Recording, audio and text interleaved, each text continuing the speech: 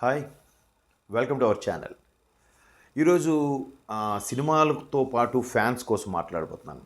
ఆ ఫ్యాన్స్ ఎవరో కాదు, super star yes Mahesh Babu fans కోసం మాట్లాడుతున్నాను. మీ అందరికీ ఒక గుడ్ న్యూస్ ఏంటంటే super star Mahesh Babu SSMB 29వ movie ఇప్పుడు జక్కనతో స్టార్ట్ అవబోతుంది. దానికి ప్రీ ప్రొడక్షన్ వర్క్ స్టార్ట్ చేయబోతున్నారు.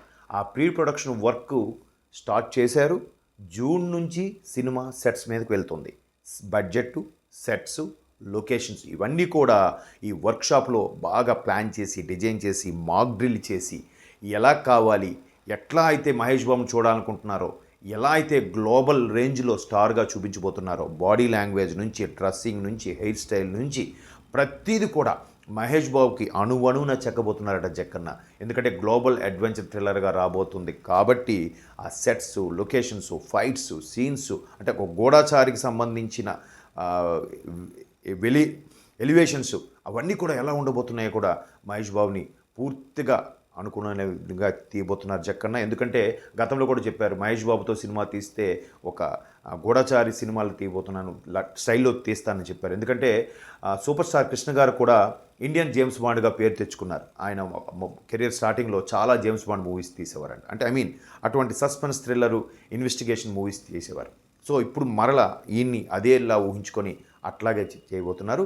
దానికి తగ్గట్టుగా విజేంద్ర ప్రసాద్ గారు కూడా కథ రెడీ చేశారు. ఏమాత్రం కాంప్రమైజ్ అవ్వకుండా బడ్జెట్, సెట్స్, లొకేషన్స్ అన్నీ కూడా ప్లాన్ చేస్తున్నారు.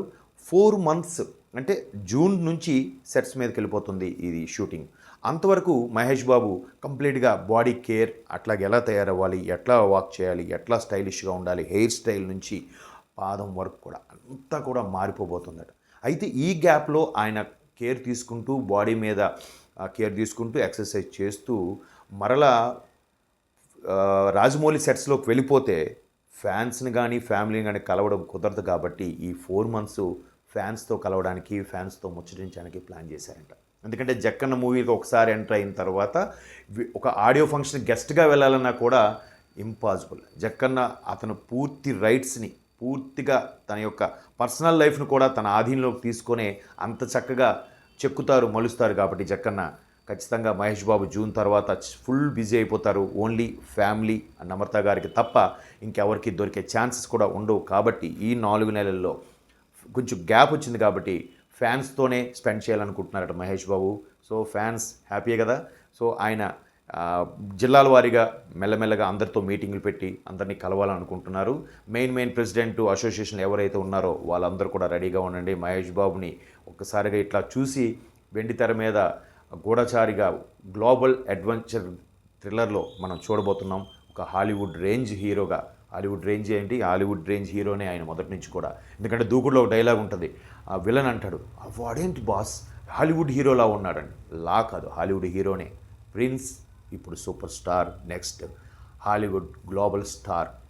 హాలీవుడ్ మించి గ్లోబల్ స్టార్గా ఎదగబోతున్నారు గ్లోబల్ అడ్వెంచర్ మూవీతో. అది కూడా జక్కన చెక్కబోతున్నారు. కాబట్టి అటువంటి హీరోని ముందుగా మనం కలుసుకున్నామంటే ఆ థ్రిల్లే వేరు. మీరందరూ fans ready to meet super star Mahesh. అలాగే అతనితో కలిసి సెల్ఫీలు దిగండి. అవన్నీ వీలైతే మాకు కామెంట్స్ చేయండి, షేర్ చేయండి. మేము కూడా ఎంజాయ్ చేస్తాం. మేము కూడా మహేష్ బాబుని కలవడానికి రెడీగా ఉన్నాం. So all the best to Mahesh Babu fans and Jakkanna team also.